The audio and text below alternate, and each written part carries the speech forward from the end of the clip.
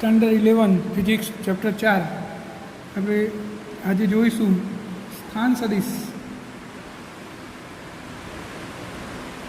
અને સ્થાનાંતર સદિશ.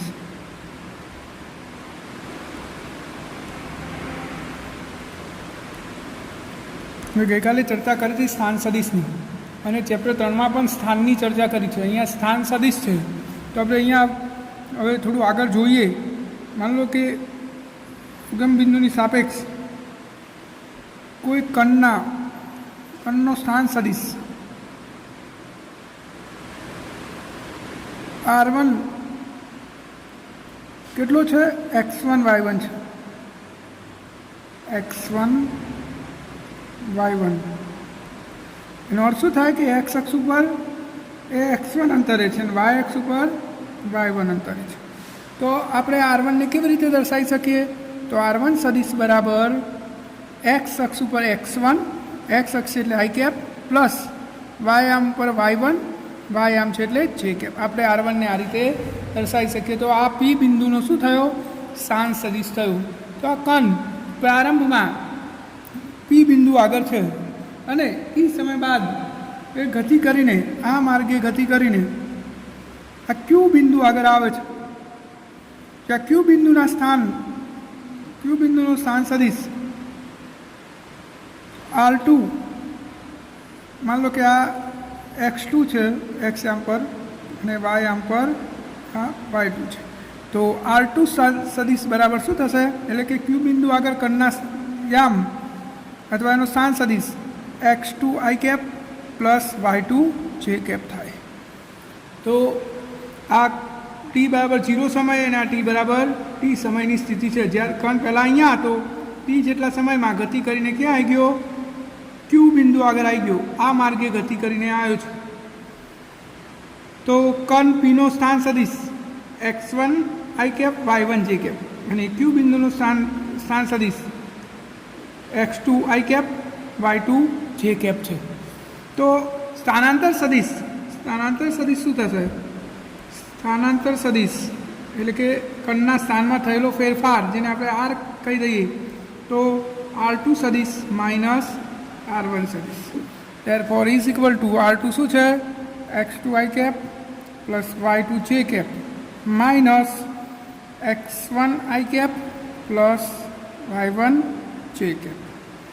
તો R સદિશ બરાબર શું થશે? આપણે જાણીએ છીએ xમાંથી x બાદ થાય ને yમાંથી y, એટલે કે i કેપમાંથી i કેપ બાદ થાય તો x2 minus x1 i cap plus y2 minus y1 j cap.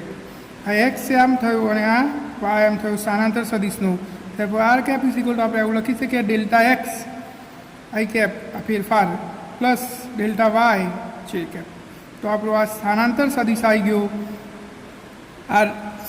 R સદિશ બરાબર delta x i cap plus delta y j cap. તો આને આપણે શું કહીશું? સ્થાનાંતર સદિશ કહીશું.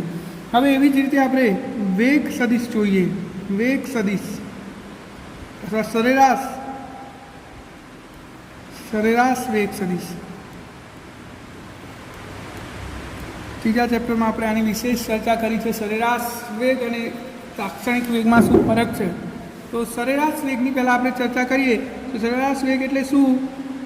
તો સ્થાનાંતર ભાગ્યા સમયગાળો. તો અહીંયા સ્થાનાંતર સદિશ ભાગ્યા સમયગાળો. તો સ્થાનાંતર સદિશ આપણો શું છે?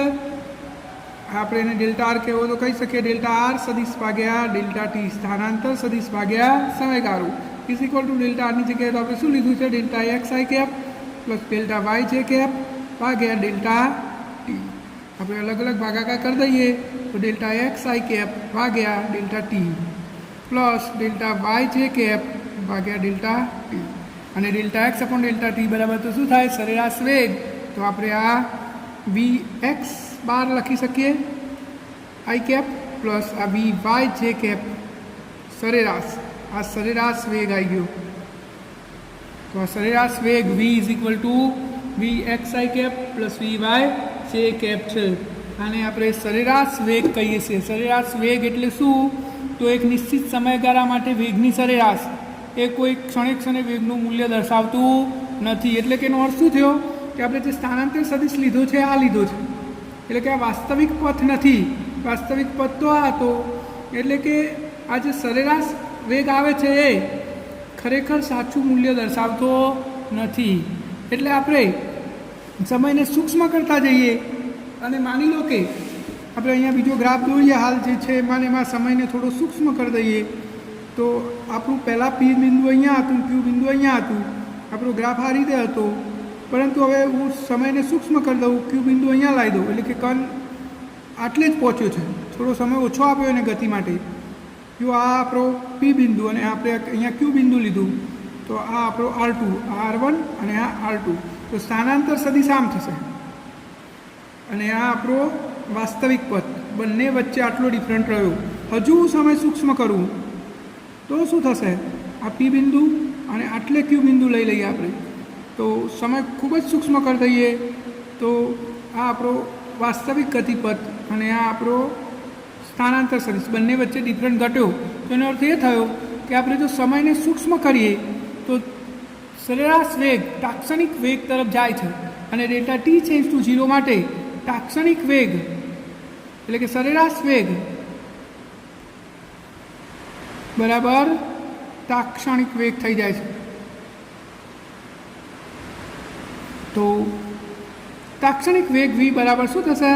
Limit of delta T change to 0, એટલે કે સમય જ્યારે ખૂબ જ સૂક્ષ્મ હોય તો સરેરાશ વેગ એટલે કે સરેરાશ વેગ શું છે? Delta X upon delta T I cap plus delta Y upon delta T J cap. આ શું બની જાય? તાત્ક્ષણિક વેગ બની જાય છે. અને તાત્ક્ષણિક વેગ v બરાબર શું થશે? આ limit of delta X upon delta ટીને તમે dx બાય dt લખી શકો, I cap plus dy by dt J cap, અને અંતરનું સમય સાપેક્ષ વિકલન એટલે તો વેગ, તો vx I cap plus vy J cap. તો આ તાત્ક્ષણિક વેગ આવી ગયો. જેવું આપણે ત્રીજા ચેપ્ટરમાં ભણ્યા હતા એવું જ છે, પણ ફરક શું છે? તો પહેલાંમાં આપણે આવું લખતા હતા, જુઓ v બરાબર dx અપોન dt લખતા હતા, બીજું કશું જ નહોતું આવતું પાછળ. એનું કારણ એ હતું કે એક્સ દિશામાં જ ગતિ જતી હતી, એક પારિમાણિક હતી. અહીંયા બે પારિમાણિક છે, જુઓ એક્સ દિશામાં વેગ છે ને વાય દિશામાં વેગ છે. પહેલાંમાં એક જ દિશામાં વેગ આવતો હતો, અહીંયા બે દિશામાં વેગ આવ્યો, ત્રણ દિશામાં આવી શકે. તો આ આપણી દ્વિપારિમાણિક ગતિ છે, એટલા માટે વેગના બે ઘટકો મળ્યા, એક્સ દિશાનો વેગ અને વાય દિશાનો વેગ. હવે આ વેગને આપણે મૂલ્ય પણ શોધી શકીએ. આ વેગ સદિશ આવ્યો, વેગ સદિશનું મૂલ્ય એ તો આપણને ખબર જ છે વેગ સદિશનું મૂલ્ય કેવી રીતે શોધાય. જુઓ વેગ સદિશ શું આવ્યો? vx I cap plus vy J cap. હવે વેગનું મૂલ્ય તો વર્ગમૂળમાં vx square plus vy square, આ એનું મૂલ્ય થઈ ગયું. અને આપણે પરિણામી વેગ સદિશનો ખૂણો શોધવો હોય તો tan થીટા બરાબર y આમ એટલે કે vy ભાગ્યા x આમ એટલે કે vx. તો તમે આ રીતે ખૂણો પણ શોધી શકો છો. તો આ સરેરાશ વેગ અને તાત્ક્ષણિક વેગ વચ્ચેનો ફરક છે, જે આપણે ત્રીજા ચેપ્ટરમાં ભણ્યા છીએ એમના એમ જ છે. માત્ર ત્રીજા ચેપ્ટરમાં એક પારિમાણિક ગતિ હતી, એટલે આપણે અહીંયા R1 અને R2ની જગ્યાએ x1 અને x2 લેતા હતા, y આમ હોય જ નહીં. એવી જ રીતે સ્થાનાંતર સદિશમાં પણ આપણે પહેલાંમાં એક પારિમાણિક ગતિ હતા, આમાં બે પરિમાણ માટે ગણ્યું છે, એટલે કે x ઘટક અને y ઘટક મળ્યું છે. વેગમાં પણ પહેલાંમાં માત્ર v એકલો આવતો હતો, આમાં v બરાબર શું આવશે? vx I cap plus vy J cap, એટલે કે બે ઘટકો હોય, બે પારિમાણિક છે એટલે. તો આ વેગ થયો. હવે આપણે સરેરાશ પ્રવેગ અને તાત્ક્ષણિક પ્રવેગ સદિશના સ્વરૂપમાં જોવાનું છે. જો આપણે ત્રીજા ચેપ્ટરમાં તો આવું ભણ્યા હતા કે એ બરાબર dv બાય dt, એટલે કે વેગનું સમય સાપેક્ષ વિકલન એટલે પ્રવેગ. અહીંયા શું થશે? વેગ સદિશનું પ્રવેગ સમય સાપેક્ષ વિકલન એટલે પ્રવેગ સદિશ.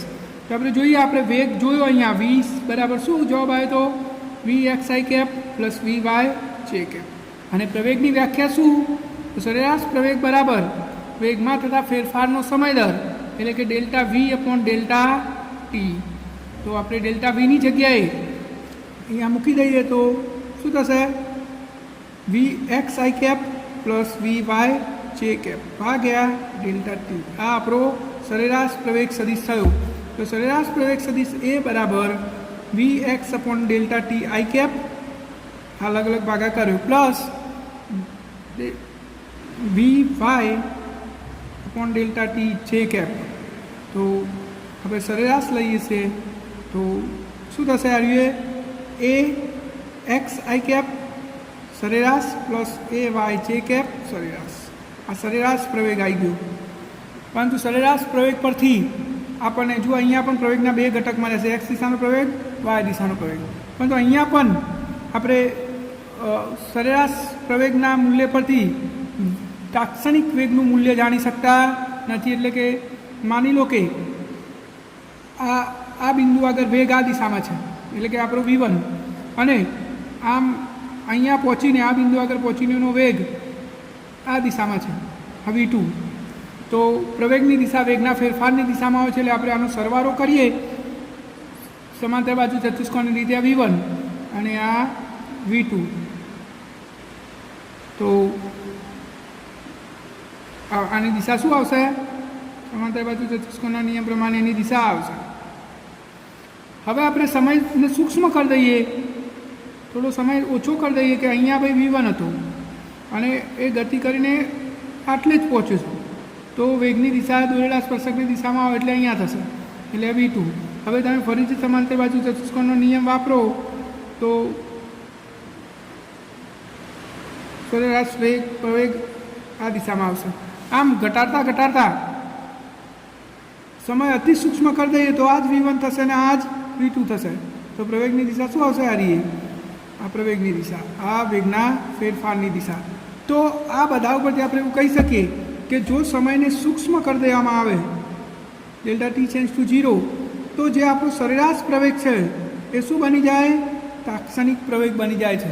એટલે કે limit of delta T change to 0 delta V X I cap upon delta T plus delta V Y J cap upon delta T आ शू बनी जैसे तात्क्षणिक प्रवेग। तो ए बराबर आ delta V X upon delta T बराबर A X I cap plus A Y J cap. आ रीते आपणे तात्क्षणिक प्रवेग पण शोधी सकीए छीए। जेवी रीते आपणे सरेराश वेग शोध्यो तो एना परथी तात्क्षणिक वेग शोध्यो एवी ज रीते प्रवेग पण आपणे शोधी सकीए छीए। आ तीजा चेप्टरमां भणाता एने जेवुं ज छे, फरक एटलो छे के अहींया जुओ प्रवेगनो एक्स दिशानो घटक आव्यो अने वाय दिशानो घटक आव्यो, कारण के बे याम पर गति करे छे એટલે બે દિશામાં એને પ્રવેગ હોય। આનું પણ તમે મૂલ્ય શોધી શકો। a બરાબર વર્ગમૂળમાં ax² પ્લસ ay² અને થીટા શોધવો હોય તો tan થીટા બરાબર ay अपॉन ax, xm ભાગ્યા અરે ym ભાગ્યા xm। આવી રીતે આપણે સરેરાશ પ્રવેગ પણ શોધી શકીએ છીએ। હવે આપણે દાખલો જોઈએ એટલે આપણને થોડો વધારે આઈડિયા આવશે। તો ઉદાહરણ જોઈએ આપણે, ઉદાહરણ નંબર 4.4, उदाहरण नंबर 4.4 कोई कणनो स्थान सदिश r is equal to 3t i cap plus 2t² j cap है, 2t² j कैप है प्लस 5k कैप है। तो कणना vt at शोधो, એટલે કે કણનો વેગ સદિશ અને કણનો પ્રવેગ સદિશ શોધો। तो स्थानांतर सदिशनु शू करवू पड़शे? स्थानांतर सदिशनु समय सापेक्ष विकलन एटले वेग सदिश। तो वेग सदिश बराबर शू थशे? स्थानांतर सदिशनु समय सापेक्ष विकलन એટલે કે dr/dt। હવે આપણે આની કિંમત મૂકી દઈએ तो d/dt आर की किंमत शू है?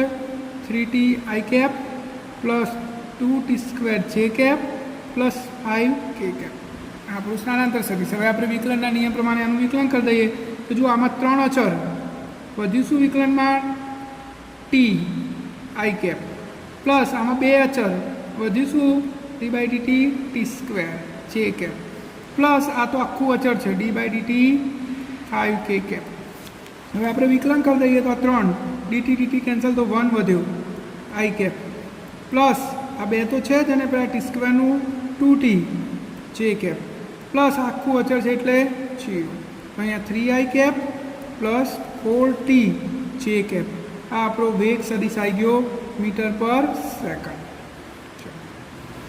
खूब ज सरल दाखलाओ छे। तीजा चेप्टरना जेवुं ज छे, मात्र अहींया सदीशो आवे छे, बाकी विकलन एना ए ज रीते थाय। हवे आपणे शोधवानुं शुं छे? प्रवेग सदिश। तो वेग सदिशनुं समय सापेक्ष विकलन एटले प्रवेग सदिश। तो हवे आपणे प्रवेग सदिश शोधवो होय तो शुं करवुं पड़शे? वेगनुं समय सापेक्ष विकलन। तो आ वेगनुं समय सापेक्ष विकलन आपणे करीए तो 3i cap plus 4t j cap. हवे आपणे विकलननो नियम लागू पाडीए तो जो आखुं पद अचर 3i कैप प्लस आमां 4 अचर अने t नुं विकलन बाकी, टीનું વિકલન બાકી જે કેપ। તો આખું અચર છે એટલે 0 પ્લસ 4 અને આ dt dt કેન્સલ તો 1 જે કેપ। તો પ્રવેગ સદિશ એ બરાબર 4 જે કેપ આવ્યું મીટર પર સેકન્ડ સ્ક્વેર। ખૂબ જ સરળ દાખલો છે, શાંતિથી તમે જોશો તો આવડી જશે 4.4। तो शांति तमे पोज करीने एक बार समझी लेशो। विकलन आवड़तुं हशे तो दाखलो खूब ज सरल है। हवे शुं गणवानुं कीधुं छे? टी बराबर 1 सेकंड माटे वीटी नुं मूल्य अने दिशा शोधो। टी बराबर 1 सेकंड माटे माटे वेग, तो आपणुं वेगनुं सूत्र शुं आव्युं हतुं? जो आव्युं 3i कैप प्लस 4t जे कैप।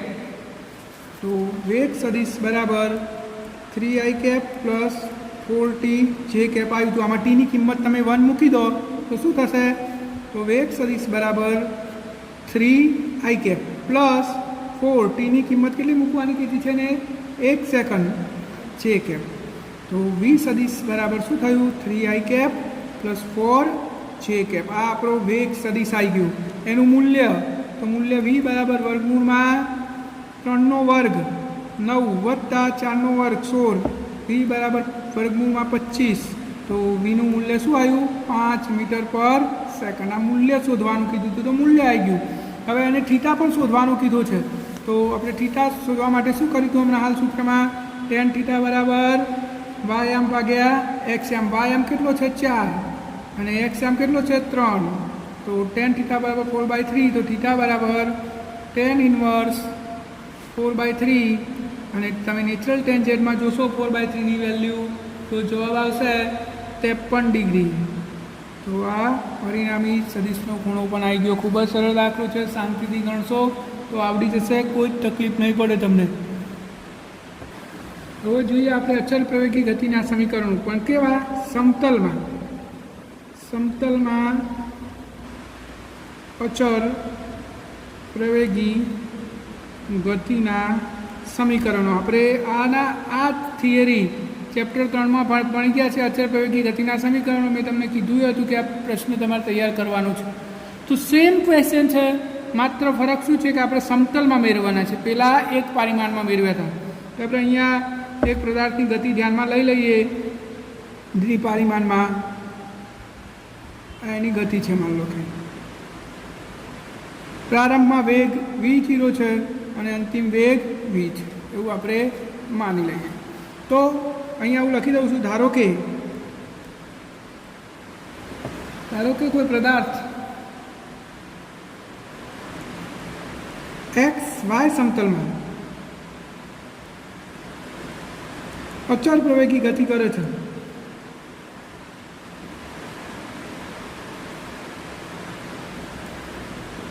જેનો आ चोपड़ा में लखी देजो प्रारंभिक वेग v0 અને t समय बाद वेग v है।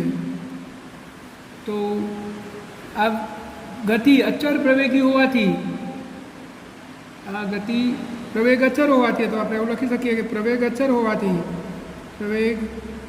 होवाथी ताक्षणिक प्रवेग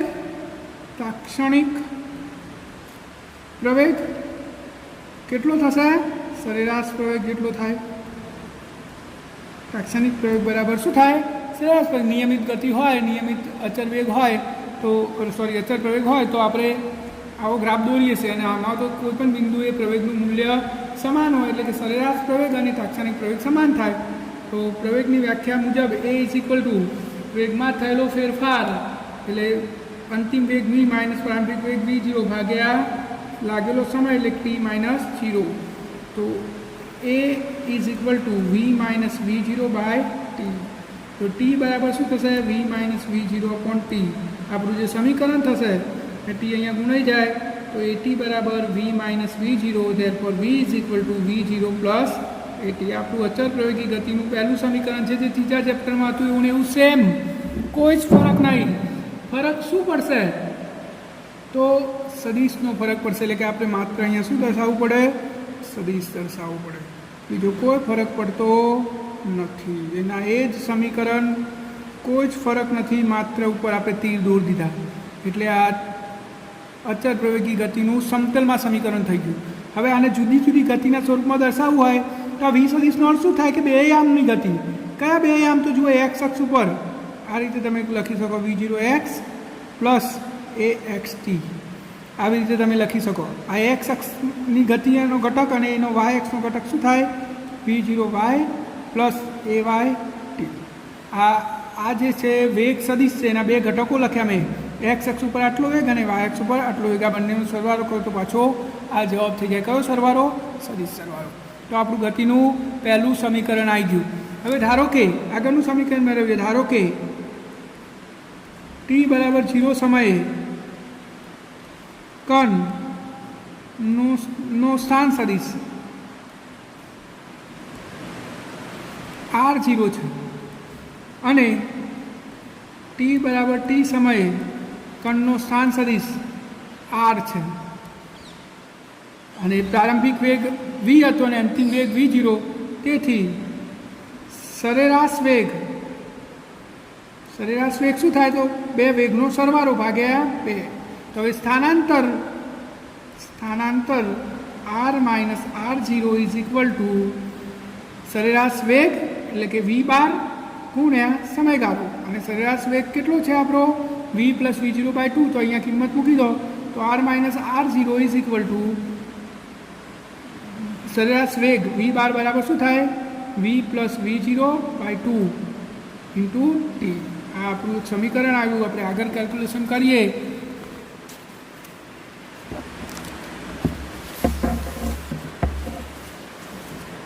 તો r minus r0 is equal to વીની કિંમત અહીંયાથી મૂકી દઉં હું. જુઓ અહીંયા શું છે? v plus v0 by 2. તો આ વીની કિંમત આપણે આ પહેલાં સમીકરણમાંથી મૂકી દઈએ v0 પ્લસ એટી.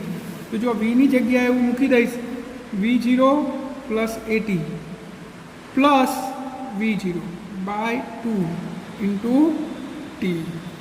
તો r minus r0 is equal to આપણે અંદર બધું ગુણી લઈએ તો જો v0 વત્તા v0 2v0 થયા 2v0 plus A T by 2 into T. હવે આપણે 1/2 અંદર ગુણી લઈએ તો જો બે ઉડી ગયા તો વધી શું? v0 t પ્લસ અહીંયા શું થશે? 1/2 a ઇન્ટુ ટી સ્ક્વેર. તો આપણું આ અચળ પ્રવેગી ગતિનું બીજું સમીકરણ આવી ગયું. પહેલાંમાં શું આવ્યું હતું? એક પરિમાણમાં x is equal to v0 t plus 1/2 at square આવ્યું હતું. એની જગ્યાએ અહીંયા એના જ સમીકરણ છે. એક્સની જગ્યાએ સ્થાનાંતર સદિશ આવ્યો. આની જગ્યાએ તમે r લખી શકો. અહીંયા આપણે r લીધો છે એટલે નહીં તો અહીંયા r ડેશ લીધો તો તમે અહીંયા r લખી શકો. r બરાબર v0 t plus 1/2 at square. તો એના એ જ સમીકરણ છે, કોઈ ફરક નહીં. આ આપણું અચળ પ્રવેગી ગતિનું બીજું સમીકરણ આવી ગયું. આને તમે ઘટકોના સ્વરૂપમાં લખી શકો. તો જો x દિશાનું ઘટક એટલે x is equal two v0x t plus 1/2 ax t square અને y દિશાનું ઘટક એટલે y is equal two v0y plus 1/2 ay t square. તો આ રીતે તમે બીજું સમીકરણ પણ મેળવી શકો છો. આ પ્રશ્ન પણ તમારે તૈયાર કરવાનો છે એટલે શાંતિથી તમે જોઈને તૈયાર ચોપડામાં લખતા જજો. આ પોસ્ટ કરીને તમે લખી દો પહેલાં ચોપડામાં, પછી જ તમારે વિડીયોને ડિલીટ કરવાનું. ઓકે, આટલું લખી દો. આ બીજું સમીકરણ આવી ગયું આપણું. હવે આપણે ત્રીજું સમીકરણ મેળવવું છે.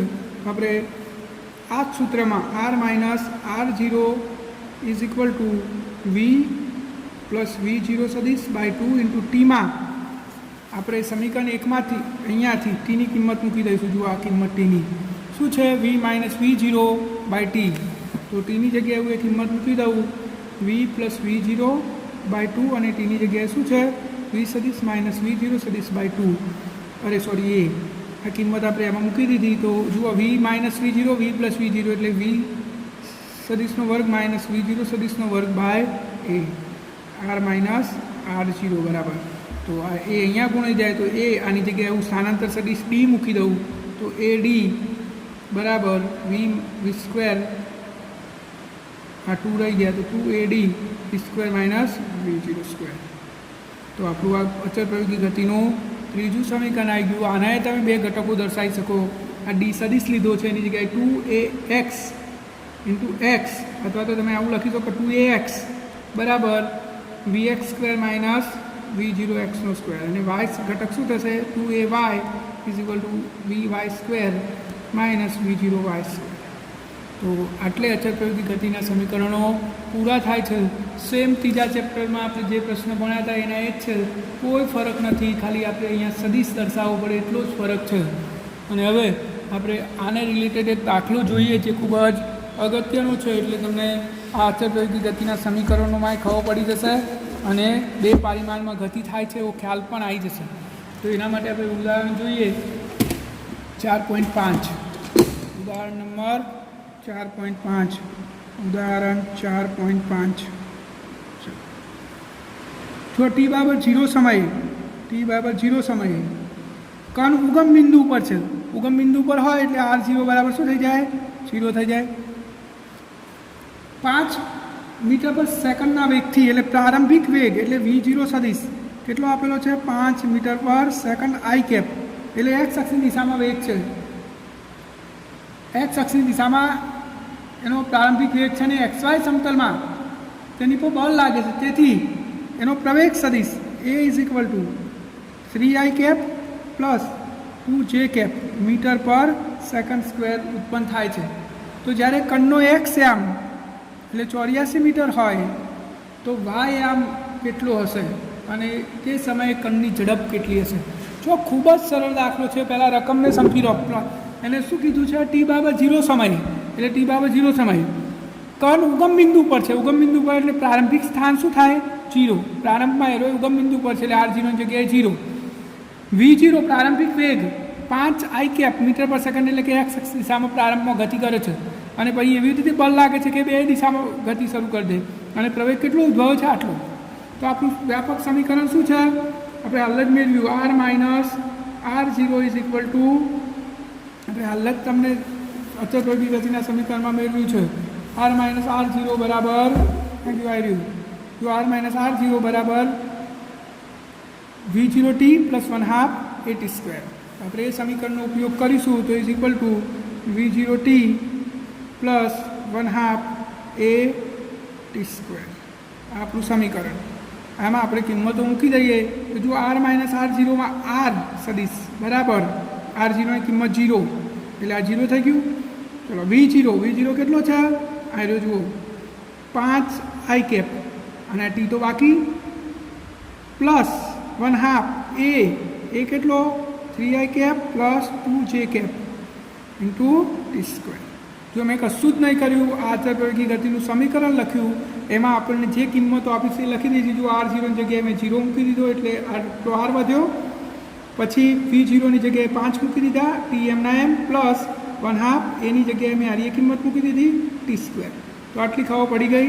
હવે આપણે આનું કેલ્ક્યુલેશન કરીશું તો આર સદીશ બરાબર 5t આઈ કેપ પ્લસ આ હવે આપણે અંદર ગુણી લઈએ તો 3/2 ટી, આ 3/2 T square I cap plus આ બે કેન્સલ થઈ ગયા તો વધ્યું શું?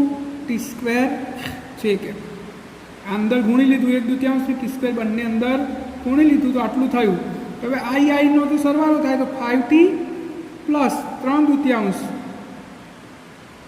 5t plus 3/2 T square into I cap. આ બંનેમાંથી આઈ કેપ કોમન કાઢી લીધો plus T square J cap. આ આપણો સ્થાન સદીશ આવી ગયો. तो हवे आना बे घटको लखीए तो आई ना गुणाकार में होय एने एक्स घटक कहेवाय। आ एक्स घटक थाय ने आरो ए वाय घटक थाय। तो एक्स घटक बराबर शुं थयुं अहींया 5t प्लस 3/2 टी स्क्वेर आ एक्स घटक अने वाय घटक शुं थयो मात्र टी स्क्वेर। खबर पड़ी आई ना गुणाकार में छे एक्स अने जेना गुणाकार में छे वाय। हवे एक्स घटक तो आपने आपी दीधुं जुओ 84 तो एम जग्याए 84 मूकी दઉં तो 84 बराबर 5t x is equal to 84 meter आपेलू है। तो आप अँ मूकी दीधुं एक्स की किंमत 5t प्लस 3/2 टी स्क्वेर।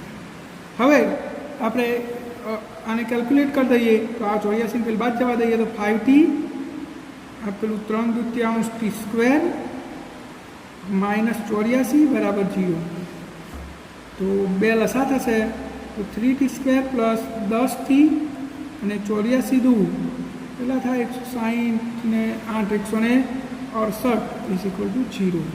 आपणुं आ एक समीकरण बनी गयुं। हवे आने आपणे केल्क्युलेट करवुं पड़शे। तो हवे आपणे आना अवयव पाडीशुं तो जुओ 28 × 18 बराबर 504 थाय।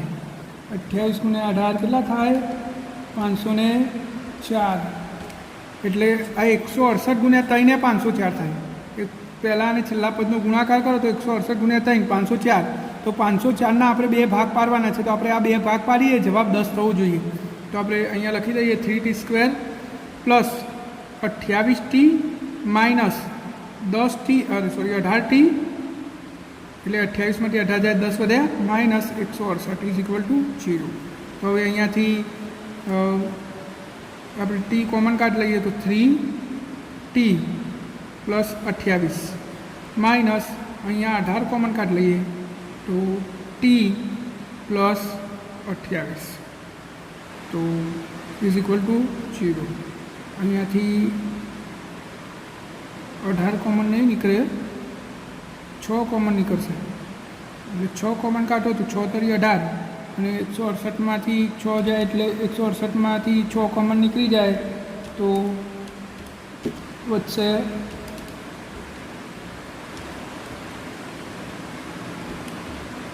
28 बराबर। એટલે અહીંયા 6 કોમન નીકળે માઇનસ તો t - 6 बराबर 0 और 3t प्लस 28 बराबर 0। तो t बराबर 6 और t बराबर -28/3 जे शक्य नहीं कारण के माइनस समय क्यारे माइनस होय नहीं। तो टी बराबर शू जवाब आयो 6 सेकंड। हाँ अवयव पाड़े छे मैं फरीथी समझाई दऊँ। जुओ पहला ने छेल्ला पदनो गुणाकार 504 थाय तो 504 ना बे भाग पाड़वा पड़े कि जेथी 10 जवाब थाय। तो आपणे 28 × 18 करीए तो 28 में 10 जाए 28 में 18 जाए 10 वधे तो आप जो प्लस 28 माइनस 18 टी कर दीधुं એટલે આ વચ્ચેનું પદ 10 થઈ ગયું 10 ટી બાકી બધું એમના એમ એટલે કે વચ્ચેના પદના બે ભાગ પાડે આપણે 28 ટીમાંથી માઇનસ 18 ટી બાદ થાય એટલે પાછું હતું એમના એમ થઈ ગયું।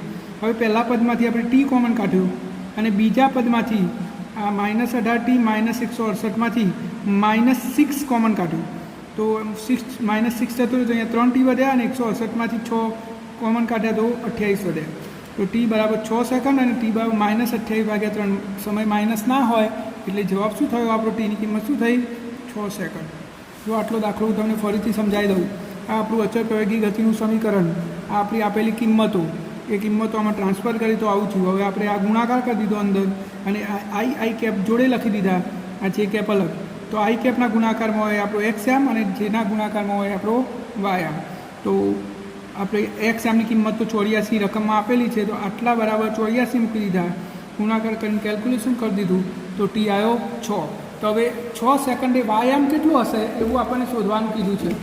ટી બરાબર 6 સેકન્ડે રકમમાં જ કીધું છે કે एक्स एम 84 હોય ત્યારે વાય એમ કેટલો એટલે કે ટી બરાબર 100 સેકન્ડ માટે વાય એમ। તો વાય એમની કિંમત શું હતી આપણે અહીંયા લખી છે જો વાય એમની કિંમત વાય બરાબર ટી સ્ક્વેર છે વાય બરાબર टी स्क्वेर तो टी किंमत तो के 6 तो 6 નો વર્ગ 36 मीटर। तो वाय एम के वक्ते 36 मीटर हे और ते समय कणनी झड़प शोधवानी है। तो जो आप आर शू आयो तो आप घणुं एम आर शू आयो तो आपरो आर आई रह्यो एवं अहींया लखी दऊं छुं। जो आर आपरो केटलो छे आर सदिश बराबर 5t પ્લસ 3/2 t² આઈ કેપ બરાબર. આ ઉપરથી પેલો જે આપણે આર મેળવ્યો તો એ લખું તમે ચોપડામાં લખી દેજો વ્યવસ્થિત, તો જ તમને સારી રીતે સમજાશે. t² જે કેપ જો આ આરની કિંમત મૂકી મેં, આપણે અહીંયા જે આર શોધ્યો હતો ને એ આર મેં અહીંયા લખ્યો બરાબર. હવે આપણે વેગ સદિશ મેળવવાનું છે, તો વેગ સદિશ બરાબર શું થાય? સ્થાનાંતર સદિશનું સમય સાપેક્ષ વિકલન. તો આરનું મેં સમય સાપેક્ષ વિકલન કરી દીધું. તો v બરાબર d/dt, આરની કિંમત 5t પ્લસ 3/2 t² આઈ કેપ પ્લસ આનું એ વિકલન d/dt t² છે કેપ. હવે આપણે આનું વિકલન કરી દઈએ તો જુઓ 5t એટલે 5 અચળ પછી શું t બરાબર, પ્લસ આ 3/2 અચળ પછી શું t² આખાની બહાર આઈ કેપ પ્લસ અહીંયા t² એમના એમ રાખું કારણ કે કોઈ અચળ નથી. હવે આપણે વિકલન કરીએ તો જુઓ આ dt કેન્સલ, તો કૌંસમાં શું વધ્યું 5 પ્લસ આ 3/2 ખરા ને t² નું વિકલન શું થાય 2t આ આઈ કેપ પ્લસ અહીંયા t² નું વિકલન શું થશે 2t આ છે કેપ. તો કૌંસમાં 5 પ્લસ આ બે કેન્સલ તો 3t આઈ કેપ પ્લસ 2t છે કેપ. આટલું થયું. હવે એક સદિશ આવી ગયું. હવે એક સદિશનો આરો એક્સ ઘટક અને આ વાય ઘટક. આપણે t બરાબર 6 સેકન્ડ માટે વેગ શોધવાનો છે. તો tની કિંમત આમાં શું મૂકી દઈશું 6. તો વેગ સદિશ બરાબર 5 પ્લસ tની કિંમત 6 મૂકો તો 100 તરી 18 આઈ કેપ પ્લસ અહીંયા 2 tની જગ્યાએ 6 એટલે 6 છે કેપ. તો આ 23 આઈ કેપ પ્લસ આ 12 છે કેપ. આ વેગ સદિશ આવ્યો મીટર પર સેકન્ડ અને એનું મૂલ્ય તો v બરાબર વર્ગમૂળમાં 23નો વર્ગ વત્તા 12નો વર્ગ. 23નો વર્ગ કેટલો થાય? તો 23નો વર્ગ થશે 529 વર્ગમૂળમાં 529 અને 12નો વર્ગ 144. 529 વત્તા 144 જવાબ થયો 673 અને એનું વર્ગમૂળ થશે 25.94. એનું કેટલું થશે 25.94 મીટર પર સેકન્ડ. આ વેગનું મૂલ્ય આવી ગયું એટલે કે એપ્રોક્સિમેટલી 26 મીટર પર સેકન્ડ. તો ખૂબ જ સરળ દાખલો છે. એકવાર પહેલાં ચોપડામાં લખી દેજો, પછી એને સમજવાનો પ્રયત્ન કરજો તો તમને આવડી જશે. કંઈ બહુ અઘરો દાખલો નથી, પણ એને સમજવું પડે અને સૌથી પહેલી જરૂરિયાત વિકલન આવડવું જોઈએ, તો જ તમને આ દાખલો આવડે. આવું ને આવું સેમ ટુ સેમ દાખલો સ્વાધ્યાયમાં તમારે ભણવાનું અને મને વોટ્સઅપ કરવાનું. સ્વાધ્યાયનો નંબર તમે લખી દો. કાલ સુધીમાં, કાલ નવો વિડીયો આવે એના પહેલાં સુધીમાં મને આ દાખલો ગણીને પહોંચી જવો જોઈએ. સ્વાધ્યાયનો દાખલા નંબર 4.21 સેમ દાખલો છે. આ રીતે જ ગણવાનો છે.